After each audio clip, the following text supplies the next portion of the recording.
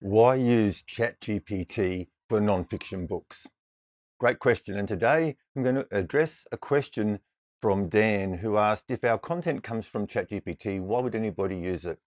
And that question could be interpreted a few ways. I suppose one way would be that if people could just go on to ChatGPT and type in a question and get the answer, why would they need to read your book to get information? And the other way it could be looked at is that with AI generated content, it a lot of it looks the same, it reads the same.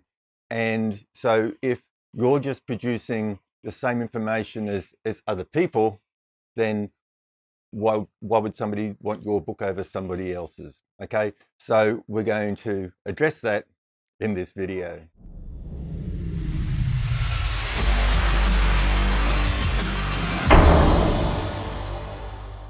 Okay, now before I start, if you want to get the prompts that I use when creating nonfiction books, you can get the free prompt guide using the link below.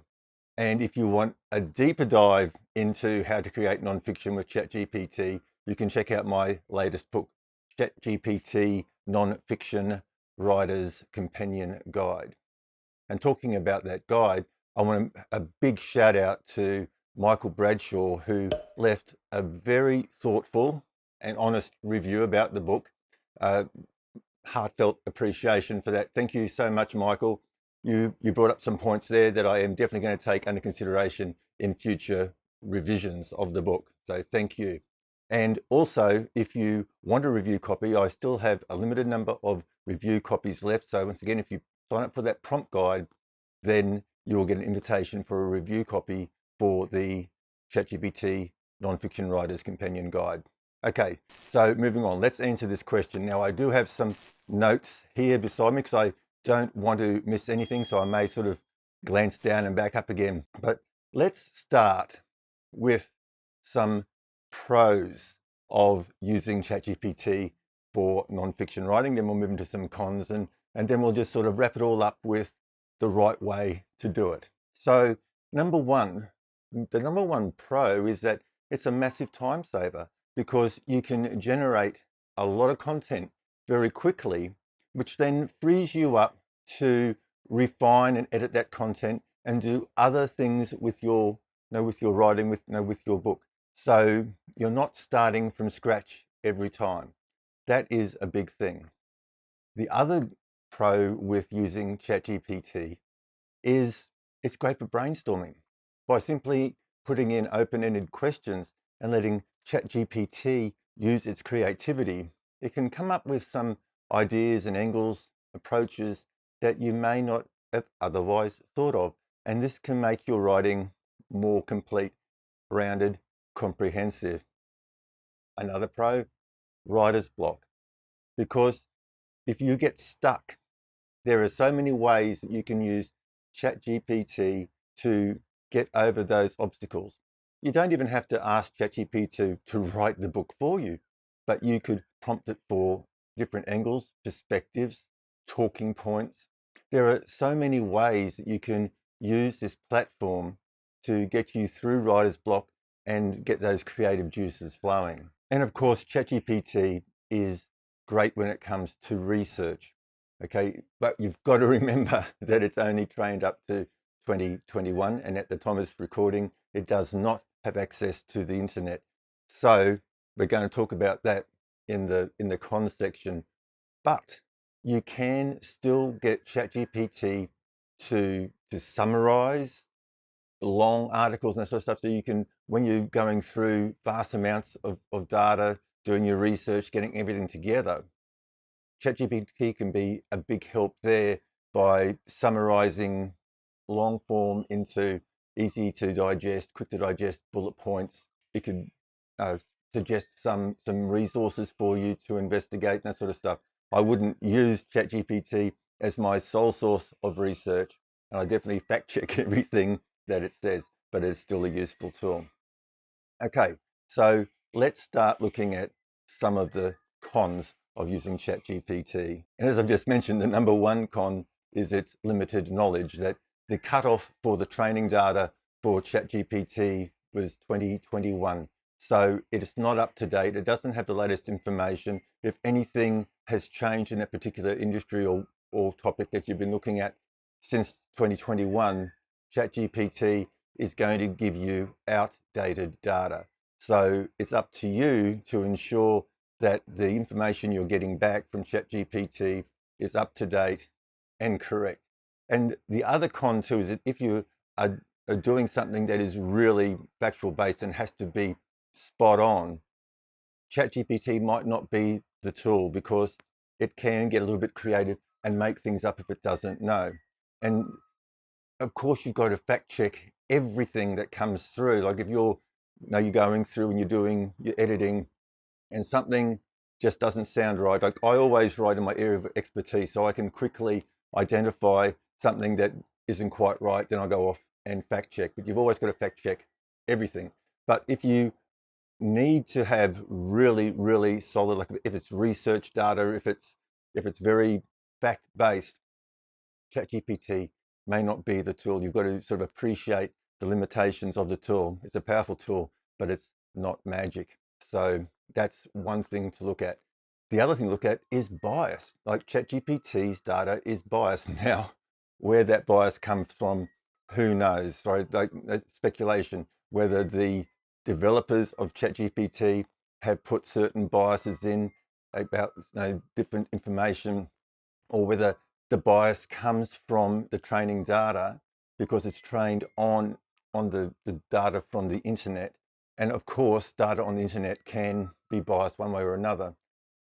So in certain topics, the information you could get back might be a little bit skewed, okay? So when it comes to things that are political, controversial, that sort of stuff, health, be very, very careful there because we know for a fact that ChatGPT does have biases in those areas. So that's another con. So once again, you've got to understand the nature of the beast and work within those limitations. And if you are wanting to write about a contentious subject, controversial, political, that sort of stuff, probably ChatGPT, once again, isn't the tool, or once again, you're going to have to fact check through other sources just to make sure the information you're getting is actually correct. And of course, another con about using ChatGPT is ethical considerations.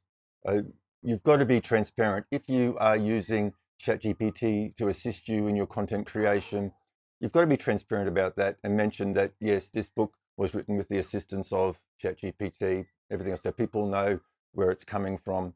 Also be very careful for plagiarism and other checks like that, just to make sure that ChatGPT just hasn't lifted some information like phrases or paragraphs off the internet. Now, it's training data and the way ChatGPT works, that shouldn't happen, right? Because basically ChatGPT works on an algorithm where it writes a word and then it does another calculation and it works out what the next word should be. So it writes word by word.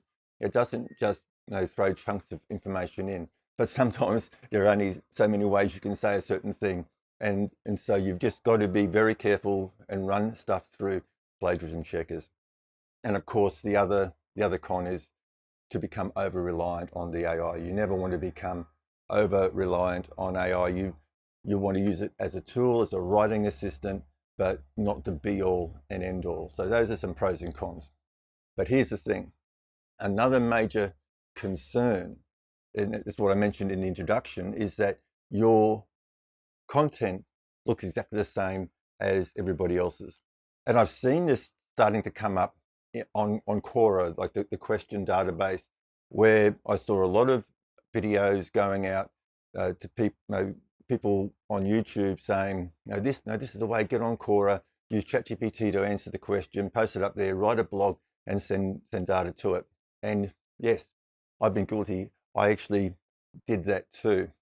But I just sort of got this sort of feeling about it saying, yeah, this isn't right. So after a while, I'd still use ChatGPT to generate the base response, but then I go through and edit it and I'd still make it my own. So it wasn't just a straight ChatGPT response.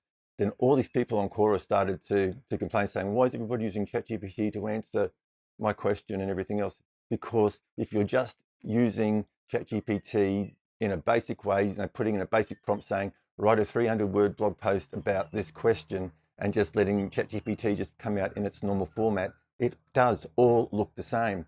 And it's basically the same information because you've given it no context, you've given it no style, you've given it nothing else. And that's the same with when it comes to writing nonfiction.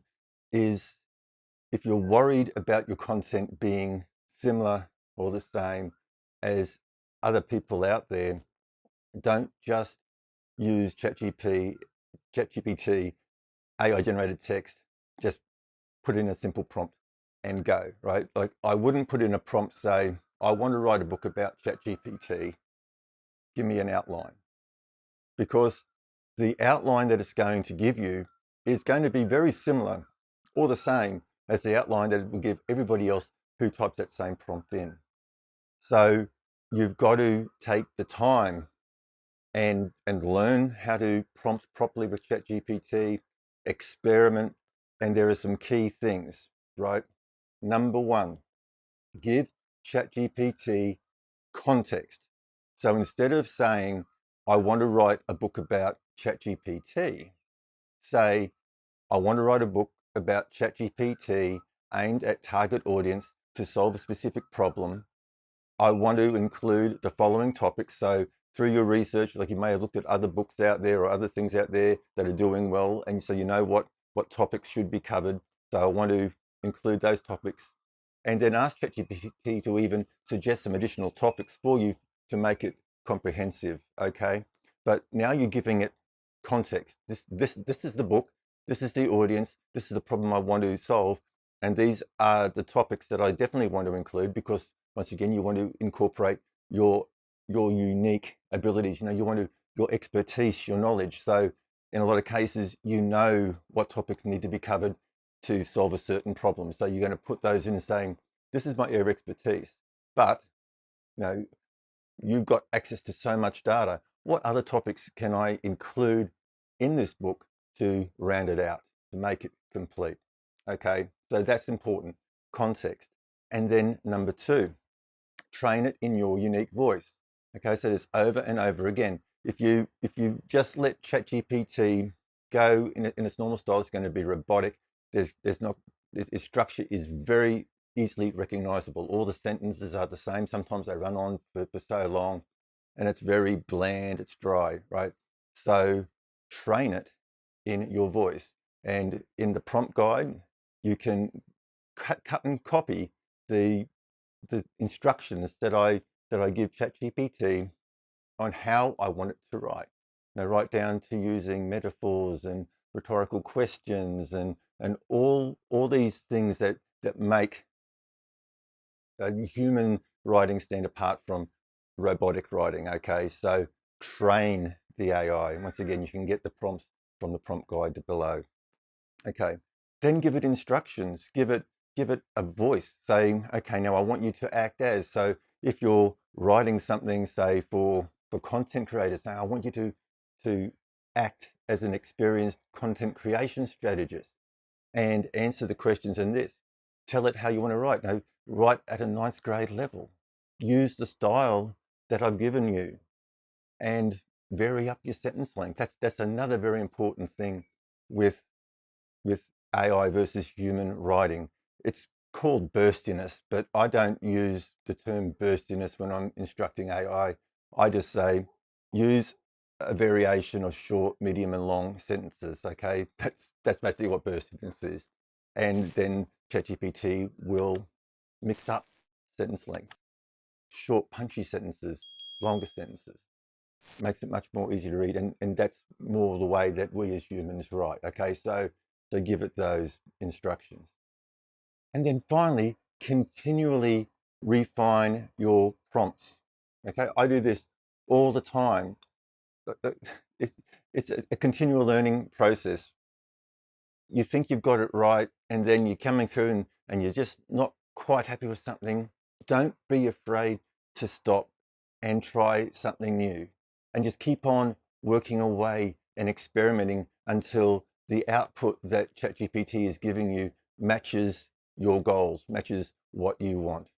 And then, of course, most importantly, don't just take the AI generated content, print it out, or make a PDF out of it, slap a cover on, and stick it up on Amazon. Okay, take the time to edit it, refine it, rework it, restructure it, fact check it, make it your own, weave in your own experience and stories, and make it an interesting and compelling read. Okay, so why should you use ChatGPT for nonfiction writing? Well, hopefully I've addressed all the pros and put the cons to bed. Okay, ChatGPT is a powerful tool. It helps you curate, refine, bring your message to the world quickly. Now, I'm not saying it's one prompt, spit out a book, and it's all done in an hour. It still takes me days to generate a manuscript, and it still takes me days to edit that manuscript. But if I can bring a good book to market in 2 weeks, from nothing to market in 2 weeks, and we're talking 30, 35,000 words, 40,000 words, like a full book. If I can get it in 2 weeks, that is still so much faster than starting from scratch. And of course, with the AI generated content as the starting point, then I can build on that. And then it gives me that creative juices, to go in and edit it and refine it. And once again, make it my own. So I hope you found that useful. It is great, but it does have its limitations. Okay, as I said, it's powerful, but it's not magic. So once again, if you want to have a deep dive into my process of writing nonfiction, you can grab my latest book. The links are below this video. Get the ChatGPT Nonfiction Writer's Companion Guide. Links to my other books are down there as well as the tools that I use throughout the entire process, as well as the prompt guide. And until then, until the next time, happy writing.